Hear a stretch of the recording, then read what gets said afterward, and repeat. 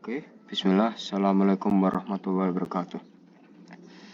Okay, so at this time I would like to explain you all atau first permission to speak bahasa.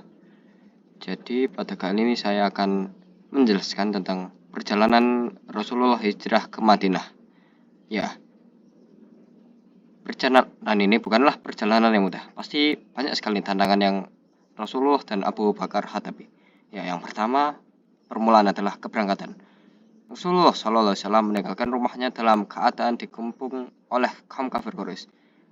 Nah, kaum kafir Quraisy berencana untuk membunuh Rasulullah SAW. Nah, sementara itu kaum kafir Quraisy juga kebingungan siapa yang mereka kepung dari pagi hingga malam. Hingga mereka menginterogasi Ali bin Abi Thalib radhiyallahu terkait dengan Rasulullah. Sedangkan Rasulullah SAW telah meninggalkan rumah pada malam hari tanggal 27 Safar tahun ke-14 kenabian, bertepatan dengan tanggal 12 atau 13 September tahun 622 Masehi. Beliau melewati jalan selatan Mekah yang berlawanan dengan jalan biasanya. Nah, jadi pada malam hari Rasulullah telah berhasil kabur dari kepungan para kaum kafir Quraisy, yaitu diantaranya adalah Abu Jahal dan ada Al-Hakam. Nah, lanjut saja. Nah, Gua Sur. Ketika mereka sampai di Gua Sur, Abu Bakar radhiyallahu anhu langsung mengecek gua tersebut agar aman bagi mereka berdua. Nah, di gua tersebut terdapat seekor ular. Dan Abu Bakar terkena gigitan ular. Nah, namun itu adalah cara Abu Bakar melindungi Rasulullah SAW. Nah, selama mereka tinggal di gua tersebut sangat aman katanya, sehingga Amir bin Fuhairah putra Abu Bakar membawakan kambing perah untuk keduanya. Sementara itu, kaum kafir Quraisy melakukan penyiksaan terhadap Ali dan juga Asma. Dirasa tidak berhasil, akhirnya mereka mengadakan sayembara. Nah, sayembara ini berhadiahkan 100 ekor unta untuk menemukan mereka. Sayang sekali, selama 3 hari tidak ada yang menemukan itu Rasulullah dan Abu Bakar.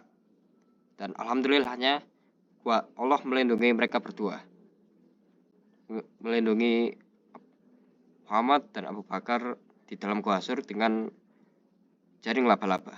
Nah, kaum kafir Quraisy bahkan tidak dapat menemukannya, meskipun sudah ada di Rasulullah dan Abu Bakar sudah bisa melihat kaki mereka, tapi tetap saja kaum kafir Quraisy tidak akan menemukan mereka. Nah, perjalanan setelah 3 hari kaum Quraisy menghentikan pencarian mereka tanpa hasil. Akhirnya Rasulullah dan Abu Bakar bisa keluar dengan selamat menuju Madinah. Rasulullah menyewa jasa Abdullah bin Uraiqid sebagai pemandu dan juga membawa 2 ekor unta.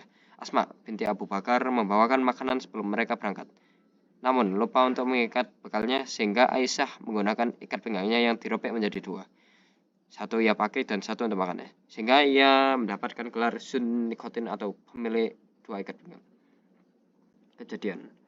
Ada beberapa kejadian di balik hijrahnya Rasulullah menuju Madinah. Yang pertama, ketika bertemu dengan pengembala kambing, Abu Bakar mendapatkan perbekalan dirinya. Abu Bakar ketika ditanya tentang siapakah Rasulullah selalu menjawab, ia adalah penunjuk jalan. Nah, penunjuk jalan yang dimaksud oleh Abu Bakar adalah penunjuk jalan kebenaran. Sementara yang dipikirkan oleh orang yang bertanya ini adalah penunjuk jalan menuju Madinah. Nah, mungkin ini ada tujuannya dengan melindungi Rasulullah SAW. Jika saja orang yang ditanya itu tahu tentang sayembara, bisa saja mereka akan dilaporkan kepada kaum kafir Quraisy, dan orang yang melaporkan tersebut mendapatkan hadiah unta. Nah, kemudian adalah bertemu Suraqah bin Malik yang mengejar mereka. Namun gagal karena Suraqah karena terjadi suatu keajaiban. Ketika Suraqah mengejar mereka, kudanya terjatuh. Lalu ia pun mengundurkan diri. Di perkemahan umum Ba'at, Rasulullah dapat memerah susu kambing yang tidak dapat mengeluarkan susu. Nah, kemudian Buraidah.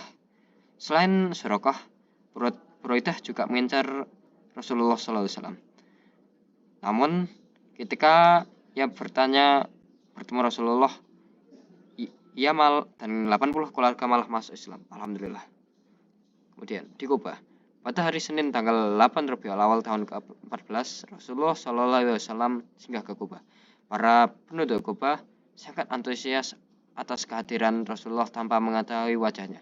Ali bin Abi Thalib juga menyusul ke Kuba dengan berjalan kaki setelah menelusuri amanat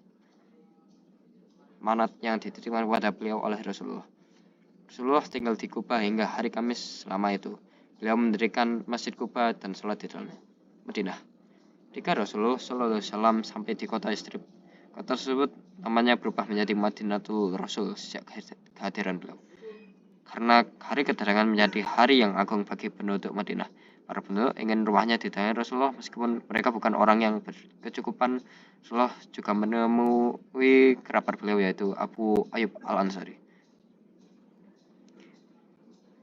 Beberapa hari kemudian sampailah istri beliau yaitu Saudah dan juga kedua putri beliau Fatimah dan Ummu Kulsum. Sumah bin Zaid dan Ummu Aiman juga hadir serta Abdullah bin Abu Bakar juga datang bersama keluarga besar Abu Bakar. Zainab masih tinggal bersama Abul As karena tidak diizinkan hingga usai perang Badar. Banyak yang terkena demam. Tapi Rasulullah mendoakan agar penyakit tersebut pindah ke Jufah. Hasil mereka pun sembuh dari demam. Nah, ketika kehadiran Rasulullah SAW, orang Yahudi ternyata juga menyambut kehadiran. Nah, intinya kehadiran Rasulullah SAW di Madinah adalah membawa banyak berkah. Nah, mungkin sekian dari saya. Terima kasih telah menonton. Assalamualaikum warahmatullahi wabarakatuh.